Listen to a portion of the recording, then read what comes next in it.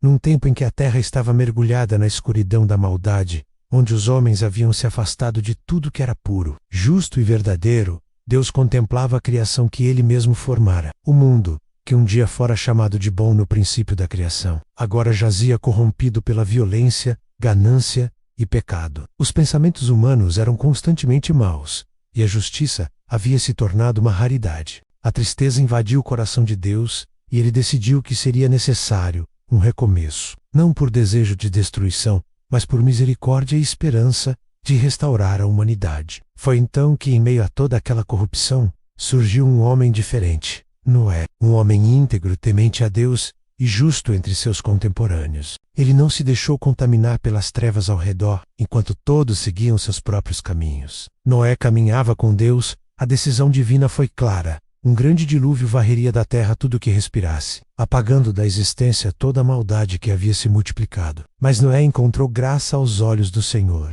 Deus o escolheu para ser o construtor de uma nova esperança, o guardião da vida e o pai de uma geração que nasceria após o juízo. Foi então que Deus revelou a Noé um plano tão grandioso quanto inacreditável: a construção de uma arca, um navio imenso, com dimensões específicas, 300 côvados de comprimento, 50 de largura e 30 de altura, menos o suficiente para abrigar não apenas sua família, mas representantes de todas as espécies de animais da terra. Era um projeto gigantesco, ainda mais considerando que nunca havia chovido da forma como seria no dilúvio. Noé, obediente e cheio de fé, não questionou. Mesmo diante do escárnio de seus vizinhos, mesmo sendo chamado de louco por construir uma arca em terra seca, ele perseverou. Preste atenção. Dia após dia, ele e seus filhos, Sem, Cam e Jafé, cortavam madeira, mediam, martelavam e montavam a arca conforme Deus havia instruído. A cada golpe de martelo, um eco de advertência soava para os que zombavam. Deus ainda concedia tempo para arrependimento, mas o coração dos homens estava endurecido. Eles riam, debochavam e seguiam com suas vidas, sem perceber que a contagem regressiva para o juízo final já havia começado. E enquanto a madeira se acumulava e a estrutura tomava forma, Noé pregava a justiça, alertando a todos sobre o que viria.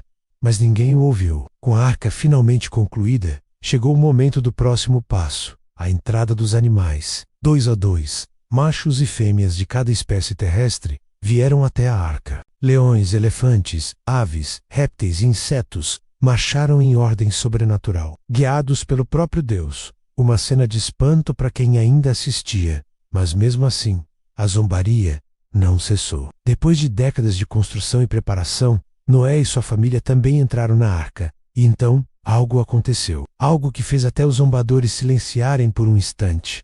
Deus fechou a porta. Não foi Noé, não foi um servo, foi o próprio Criador que selou aquele que ele havia chamado, protegendo-o do que estava por vir. E com esse ato, o destino da humanidade foi selado. Chuva, gotas caindo dos céus. Poucas no início, depois, uma enxurrada. A terra se rompeu em fontes profundas, jorrando águas das entranhas do planeta.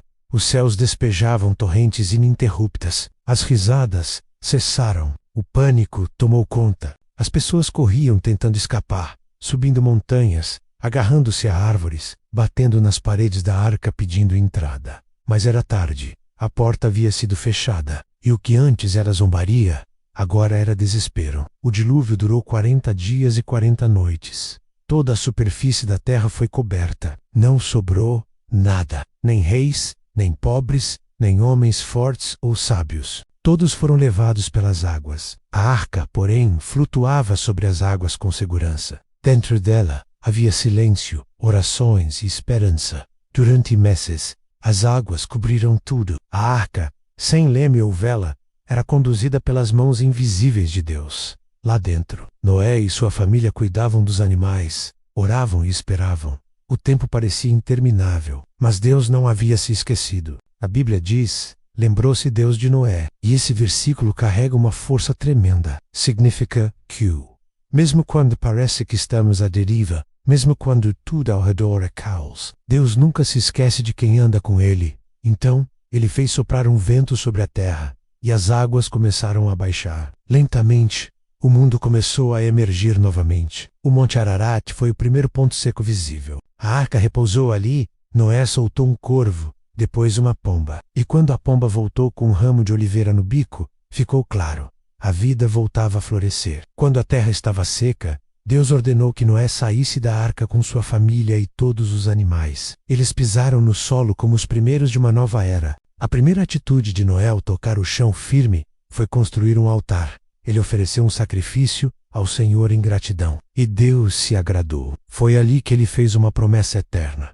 nunca mais destruiria a terra com um dilúvio. Como sinal dessa aliança, Deus criou o arco-íris. Sempre que ele aparecesse nos céus, seria um lembrete da fidelidade divina, uma aliança que permanece até o belo e magnífico arco-íris. Para muitos apenas um fenômeno natural, carrega uma mensagem profunda. Deus é fiel à sua palavra. A história de Noé não é apenas sobre juízo, mas sobre obediência, fé e recomeço. Ela nos ensina que mesmo quando o mundo parece estar em ruínas, mesmo quando tudo ao nosso redor é caos, Deus sempre reserva um caminho para aqueles que andam com Ele. A arca representa salvação, abrigo em meio à tormenta. E Noé representa o tipo de pessoa que Deus busca, alguém que confia, mesmo quando tudo parece impossível. Alguém que segue, mesmo quando todos dizem para parar. Alguém que acredita na voz de Deus, mais do que nas opiniões do mundo. E se hoje você sente que está em meio a uma tempestade,